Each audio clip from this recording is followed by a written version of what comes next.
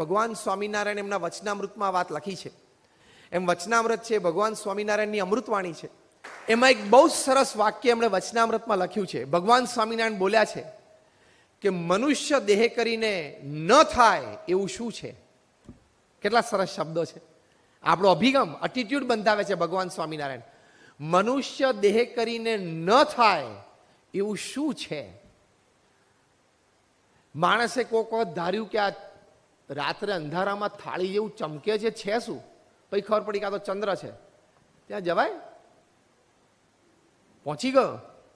પછી સમુદ્રમાં આ ઊંડો કેટલો હશે? જવાય કે નહીં? પહોંચી ગયો. નીચેથી હીરા લઈ આવ્યો, એટલે નીચેથી પ્રેશિયસ સ્ટોન્સ લઈ આવ્યો છે ને. આપણા દરેકમાં શક્તિ છે. દરેક આપણે મોટું કાર્ય કરી શકીએ છીએ. આપણા વ્યક્તિગત જીવનમાં, પારિવારિક જીવનમાં, વ્યવસાયિક જીવનમાં, આવા આપણા સેવાભાવી સંસ્થા, રોટરી જેવી સારી સંસ્થામાં જોડેને એક સારી પ્રવૃત્તિ, સારું કાર્ય, સારી સેવામાં આપણે બધા કરી શકીએ છીએ. અને એમાં જો તમે ટાઈમનું બાનું કાઢશો તો that is the biggest negativity that can suppress your all kinds of positive attitudes. ટાઈમનું બાનું તો કોઈ કાઢવું નહીં. તમે ટાઈમનું બાનું કાઢો છો એટલે તમે ઇનડાયરેક્ટલી ભગવાનને મૂર્ખ કહો છો. 24 કલાક એમને ગોઠવ્યા, બહુ સમજીને ગોઠવ્યા છે. એમાં હવે તારે ને મારે દોડડાયા થવાનું નથી કે થોડાક 26 હોત તો બહુ સારું હતું. બહુ સમજીને 24 ગોઠવાયેલા છે. ડોનાલ્ડ ટ્રમ્પ પાસે પણ 24 છે, નરેન્દ્રભાઈ મોદી પાસે 24 છે, પ્રમુખ સ્વામી મહારાજ પાસે પણ 24 હતા, આપણી પાસે પણ 24 છે. એ લોકોએ કેવું કાર્ય કર્યું. તો અભિગમથી તમારી ઘણી બધી શક્તિઓ બહાર આવે છે. પ્રમુખ સ્વામી મહારાજ એમના જીવનમાં એક અભિગમ રાખ્યો. બીજાના સુખમાં આપણું સુખ. આ હું શબ્દશ એમના વાક્ય બોલું છું. બીજાના સુખમાં આપણું સુખ, અન્યની પ્રગતિમાં આપણી પ્રગતિ, અન્યના ઉત્કર્ષમાં આપણો ઉત્કર્ષ. આ એમનો જીવન મંત્ર હતો. તો આ જીવન મંત્રના આધારે એમણે કેવું કામ કર્યું. One man show. Pramukh Swami Maharaj was a one man organisation. એક વ્યક્તિ સંસ્થા હતા. આપણે અહીંયા જેટલા બેઠા છીએ ને, આપણા બધાનો વહીવટ, વ્યવહાર, સેવા ભેગી કરીએ એટલે પ્રમુખ સ્વામી મહારાજના 1% ના આવે. એકલા હાથે પ્રમુખ સ્વામી મહારાજે 1200 થી પણ વધારે અક્ષરધામ, મંદિરો અને દેવાલયો બનાવ્યા. One man show. તમે બધા અક્ષરધામ જોયું હશે. Just rays your hands. Gandhinagar અથવા દિલ્હી. Everybody of you. એકલા હાથે આવા 1200 કેમ્પસ ઉભા કરવા એટલે પહેલા તો 1200 જમીનના સોદા કરવા. આ હું બહુ બેઝિકથી તમને જણાવું છું. પૃથ્વી પર એક બિલ્ડર તો લઈ આવો. તમારે કાંદીવલીમાં નહીં, મુંબઈમાં. તો બોમ્બેના બધા બિલ્ડર્સ, ડેવલપર્સ ભેગા થયેલા. મેં એમને પૂછેલું, મેં કહ્યું જેને 1200 જમીનના સોદા કર્યા હોય તમે આંગળી ઊંચી કરો તો nobody could raise their hand. અને ખાલી ભારતમાં નહીં, આખા વિશ્વની વાત છે. પછી એની ઉપર પ્રોજેક્ટ કરવો. એ પ્રોજેક્ટ પાછો નોન રેસિડેન્શિયલ, નોન કમર્શિયલ કરવો. હું તમને સ્ટેપ બાય સ્ટેપ એટીટ્યુડ શીખવાડું છું અને મહિમા સમજાવું છું. એ પ્રોજેક્ટ પાછો નોન રેસિડેન્શિયલ અને નોન કમર્શિયલ. એ કંઈ બાંધીને વેચવાનો નહોતો અક્ષરધામ. અને અમુક લોકેશન્સ તમે જો, દિલ્હીમાં યમુનાના કિનારે 110 એકર ઉપર non residential, non commercial project, પથ્થરનું બાંધકામ, પથ્થરનું કાર્વિંગ, 7000 કારીગરો કામ કરે. 5 વર્ષમાં એ પ્રોજેક્ટ પૂરો કર્યો. તમારા રીડેવલપમેન્ટ નથી થતા 5 વર્ષમાં, ખબર છે? બિચારા કેટલાય બધાને બિલ્ડરોએ કીધું કે અમે તમને ભાડું આપશું, તમે જાઓ બહાર. પછી 1 વર્ષ, 1.5 વર્ષ પછી કેટલા બધા પ્રશ્નો ઉભા થાય છે. થાય છે કે નહીં? થાય છે કે નહીં? સેકન્ડ અક્ષરધામ અમેરિકામાં અત્યારે બને છે, રોબિન્સવિલે, ન્યૂ જર્સીમાં, 265 એકર ઉપર. ભવ્ય અક્ષરધામ. ત્રીજું બને છે જોહાનસબર્ગ, સાઉથ આફ્રિકામાં. ચોથું બને છે સિડની, ઓસ્ટ્રેલિયા. અને હમણાં જ તમે 2 મહિના પહેલા જ ન્યૂઝમાં સાંભળ્યું હશે કે the capital of UAE, United Arab Emirates, Abu Dhabi, એના Sheikh, his excellency Sheikh Mohammed Zayed, એમણે દુબઈ અબુધાબી એક્સપ્રેસ હાઈવે ઉપર, Sheikh Zayed express highway BAPS બીએપીએસ સંસ્થાને 23 એકર જગ્યા ડોનેશનમાં આપી. કે you create an Akshardham like campus here, અને we are doing it, we are finishing it in 3 years. મેં પ્રમુખ સ્વામી મહારાજની તમને વાત કરી. આ બધા જ પ્રોજેક્ટના સ્વપ્ન દ્રષ્ટા, architect of all these projects was Pramukh Swami મહારાજ. એક વ્યક્તિ એમના જીવનમાં આવો અભિગમ રાખ્યો કે મારે દરેકને સુખી કરવા છે, દરેકનો પ્રગતિ થાય, ઉત્કર્ષ થાય એવી ભાવના રાખી, તો કેવી સંસ્થાઓ ઊભી કરી શક્યા.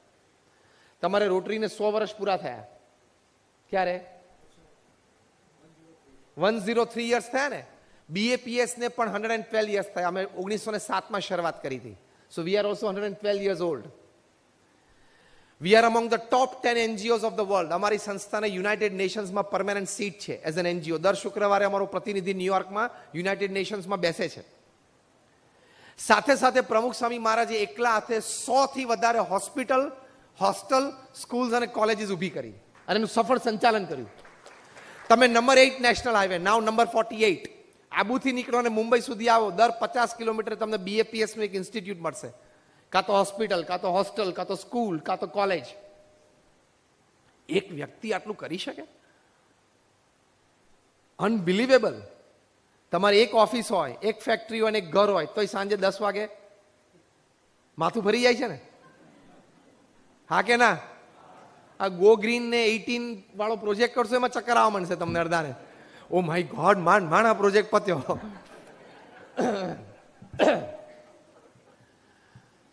તો કેટલી મોટી organization. BAPS is like a mini government. જે સંસ્થામાંથી હું આવું છું, સાથે સાથે અમારા જેવા 1100 સંતોને દીક્ષા આપી. એમાંથી 750 થી પણ વધારે સંતો graduates, post graduates, chartered accountants, doctors ને એન્જિનિયર્સ છે. આટલા એડ્યુકેટેડ યંગ માઇન્ડ્સને ફ્રોમ કલ્ચર્ડ એડ્યુકેટેડ ફેમિલીઝને મેઇન સ્ટ્રીમ સોસાયટીમાંથી મેઇન સ્ટ્રીમ સોશિયલ સર્વિસ અને મેઇન સ્ટ્રીમ સ્પિરિચ્યુઆલિટી પર લાવવા ને, ઇઝ નોટ અ જોક. તમને ડોનર્સ મળી રહે પણ વોલેન્ટિયર્સ મળવા, કારણ કે હું NGO માંથી આવું છું ને એટલે મને બધી ખબર છે. હાવ એન NGO રન્સ. તો ફૂલ ટાઈમ વોલેન્ટરિઝમ માટે લોકોને મેળવવા, અને આ કક્ષાના અમારા 150 થી પણ વધારે સંતો born British, born American citizen છે. એમાંથી 50 થી પણ વધારે સંતો Stanford, Harvard, Cambridge, Oxford, Carnegie Mellon, Yale, Kellogg આમાં ભણેલા છે. લાખ, 1.5 લાખ, 2 લાખ ડોલરનો સેલરી છોડીને 25 વર્ષે દીક્ષા લીધી છે. હા, તો મેં તમને એટલા માટે વાત કરી કે તમને એવું ના થાય કે નહીં ફાવ્યું હોય, નહીં જામ્યું હોય, નહીં ગમ્યું એટલે અહીંયા આવી ગયા.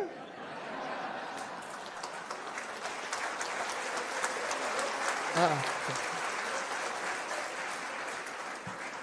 કારણ કે સંતોને જોવે ને એટલે મનમાં પહેલો વિચાર આવે કે આને કંઈ જામ્યું નહીં હોય, આને કંઈ ફાવ્યું નહીં હોય, આ બિચારો સંસારથી બહુ બી ગયો હશે, આ બિચારો અભણ હશે, અને એને એમ થયું કે હવે આપણે ભગવા કપડાં પહેરીને ફરીએ તો શું, ભારતની પ્રજા તો દયાળુ છે, સાંજ પડે 2 રોટલી ગમે ત્યાંથી મળશે. પ્રમુખ સ્વામી મહારાજ ઇઝ અ ડિફરન્ટ કેટેગરી. જેમ બિઝનેસમેન બધા કહેવાય, તમારા કાંદીવલીમાં પાનની દુકાન હોય ને, એ ધંધો તો કરે છે કારણ કે કોઈની નોકરી તો કરતો નથી ને, એ પણ વેપારી કહેવાય, અને મુકેશ અંબાણી પણ વેપારી કહેવાય. બેમાં બહુ ફેર છે.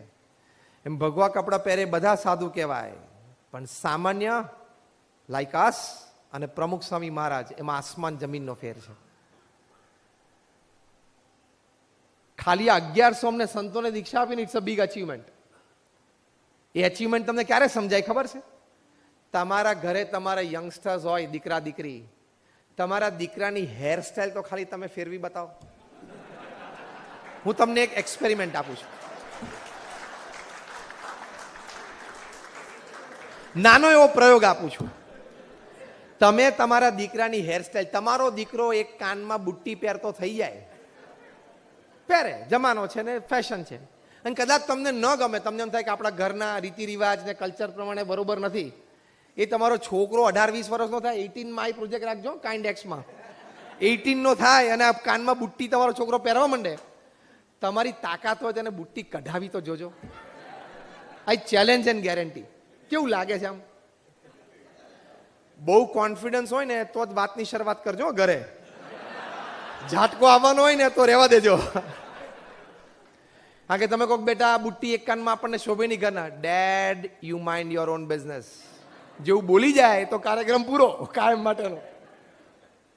ત્યારે અમને 1100 જણાને પ્રમુખ સ્વામી મહારાજે લાઈફ ટાઈમ હેર સ્ટાઇલ ફેરવી નાખી. એ પ્રતાપ નથી, પ્રભાવ છે એમનો. એમના જીવનમાં અભિગમ હતો એટલે આટલું મોટું કાર્ય એ કરી શક્યા. કેનેડાની પાર્લામેન્ટે એમને સ્ટેન્ડિંગ ઓવેશન સાથે સન્માન આપ્યું. બ્રિટિશ પાર્લામેન્ટે સ્ટેન્ડિંગ ઓવેશન સાથે પાર્લામેન્ટ હાઉસમાં એમનું સન્માન કર્યું. કેન્યા પાર્લામેન્ટે કર્યું. અમેરિકામાં કદાચ 20 કરતા પણ વધારે કી ટુ ધ સિટીઝ એમને મળી. ગિનિસ બુક ઓફ વર્લ્ડ રેકોર્ડ્સે 6 વખત પ્રમુખ સ્વામી મહારાજના નામનો ઉલ્લેખ કર્યો. જ્યારે એમણે 400 દેવાલયો બાંધ્યા હતા ત્યારે ગિનિસ બુક ઓફ વર્લ્ડ રેકોર્ડ્સે લખ્યું હતું કે he is the master builder of the 21st century. તો 1100 માટે શું લખવું પડે એ લોકો, 1200 માટે શબ્દ જ નથી ડિક્શનરીમાં.